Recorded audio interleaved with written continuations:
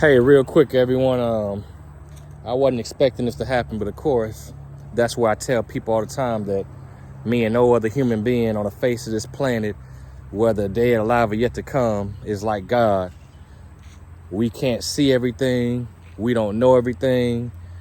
But him, on the other hand, he sees all and knows all, even before it happens. And that's what I'm saying, because early this morning, already about 4 hours ago, it was about 10:30 or so, this man I know from the place I work at, he needed me to come and help him move some stuff at a U-Haul place. But anyhow, the point is that, like, I'm not saying any of this in a negative or bad way, but I bet you a lot of Christian people out there, not necessarily now, but they have at least once in life have thought to themselves, why God, why?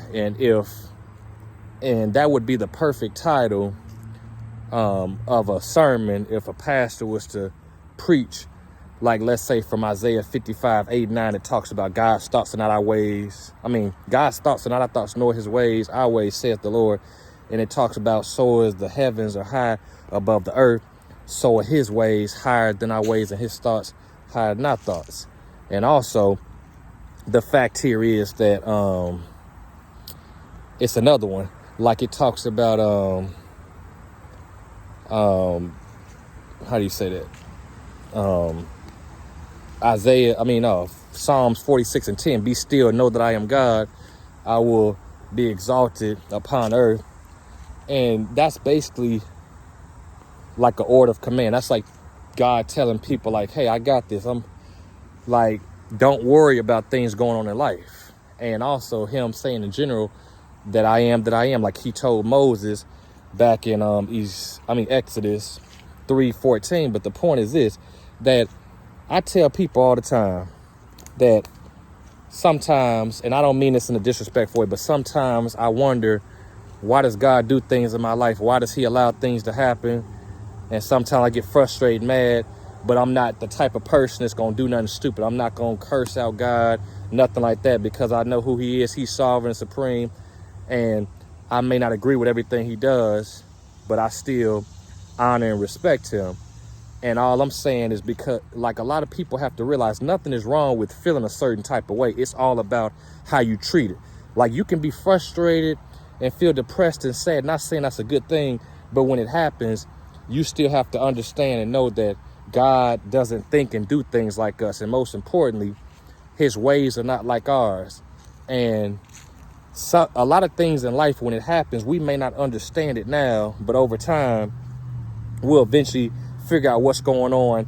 God will reveal himself to us, and because it's a reason everything happened, and the purpose is for whatever. Like Cameron, his purpose was to build you up, to make you stronger mentally, whatever the purpose is, along with the reason.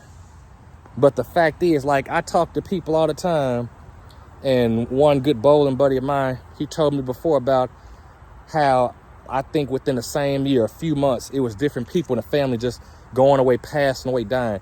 And people all the time, I'm pretty sure, go through depression and wonder, God, why did you allow my mother to die? God, why did you take my cousin or such and such?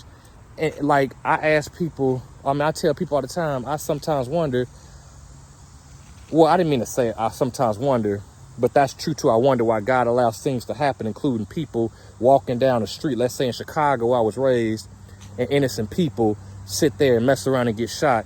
Same thing with here in Memphis, because it's a lot of folks from Chicago I know at the bowl now, and other places from that stay here in Memphis from Chicago. But Chicago and Memphis got a lot in common. I tell people that all the time, good and bad. They got good barbecue. You got Garrett's Popcorn up there. You got Harold's Chicken. You got so many other places. It's some heavy hitter bowlers up there. Same thing here in Memphis. The only thing at the same time is the bad part. We both got crime rates like almost like no other city in these different states besides Detroit, Texas, different parts of Texas, different parts of Georgia.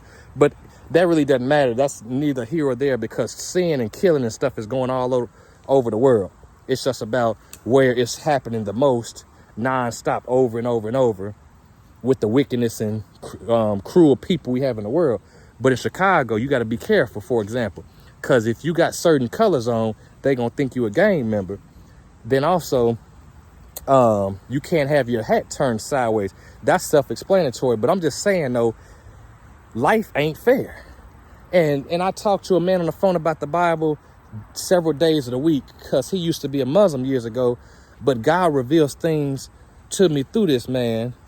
But the point is that what I'm saying is that life is not fair, and God sometimes isn't fair. Like he allows things to happen, but he's just. And that's the main thing about it that matters. Because I'm gonna use a good example real quick. People probably know or heard about the situation in, I forgot, I think it's in Exodus or somewhere in the Old Testament, where Moses, his sister, Miriam, and his brother Aaron, the high priest of the Levites, they sat there and I believe what it was is they made fun of him. It was a speech impediment or something he made, or it was something they did. I forgot 100%, but they sat there and made fun of him. Next thing you know, God allowed Miriam to go through that situation of leprosy, if I'm correct. But Aaron, nothing happened to him because he was the high priest. So if God would have sat there and attacked him or killed him or something, that would have took away the Levites, even though Aaron would have been replaced by whoever God would have decided to take that position. But I'm saying that wasn't fair because they both committed the same sin and made fun of their brother Moses, but they didn't get the same punishment. That's the same thing in the world. A lot of people are involved in the same thing, but they get different jail times. I don't understand the way the world works, but it is what it is. I do know one thing though, when you have a lot of money, for example, money can buy you out of jail, or it can deduce and bring down the amount of time you were going to serve in jail, depending on your bond and the attorneys you have and how much money you have and what you did, how many counts are against you. All this other stuff matters. It's all about the government system. But all I'm trying to say here is that it sometimes sucks. Well, I'm not going to say it sucks being a Christian, but it's hard to accept what Christians go through, because we go through the same thing as people who are not saved or go to church, whatever you want to say. Everybody has their own storms, trials, and tribulations in life. The only thing about life is that random things happen at random occasions. And that's what I wanted to talk about today. So today, when I was driving, I sat there and turned right out of my landlord's driveway. I sat there and turned into the middle lane. It was 3 lanes. So I turned into the right lane, and I messed around and realized that I sat there and realized that my vehicle basically shut off. The dashboard was still on, but it shut off. It stopped running. So I sat there and was trying to crank it. It just kept on making that little crank sound. So, and I noticed this morning too, when I was programming 2 keys to my my vehicle by looking at a YouTube video that talks about how to program your key where you can unlock and lock and use it. Next thing you know, I smelled gas. I'm like, why am I smelling gas? And I'm not even driving the car or nothing. So it's something about the evaporative system that's going on. Like maybe the hoses need to be replaced, or it's some type of sensor, or like what's called the canister purge valve. But the point was, I had to call my landlord's grandson. He was nice enough to come and take my vehicle, push me to an apartment complex where the vehicle is, and get it off the main street. But these folks behind me were driving crazy, and I had my blinkers on. I'm thinking in my head, like, y'all getting mad, and people do that all the time. Why are you getting mad? It's the reason why a vehicle is stuck in the street. If a person can move it out the street in the middle of the way or on the side of the road, or get it out the road in general, don't you think they're gonna do that? Or at least a person like me is gonna be wise and smart to do that. But the point is that people are getting mad, blowing the horns. I just thank God I'm still here. That's the main reason for this video, because I could have been dead. Somebody could have ran the back of me, because my street I stay off of here in Memphis is really dangerous.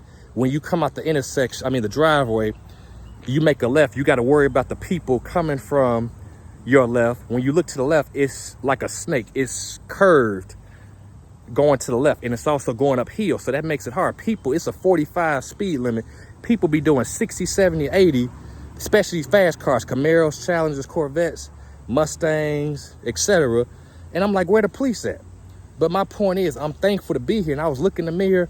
Some people were stopping behind me. I'm like, it's nobody in the left or right lane. Why are you here? If you see my blinkers on and the car stopped, why are you here? Some people were sitting there at the very last minute about to hit my vehicle and would either go left of me and get in that lane or the right lane. I'm like, these people in Memphis can't drive and do what they want to do, but that's the whole world. But I really was just making this video to say two things. That one, I'm thankful and grateful to still be here.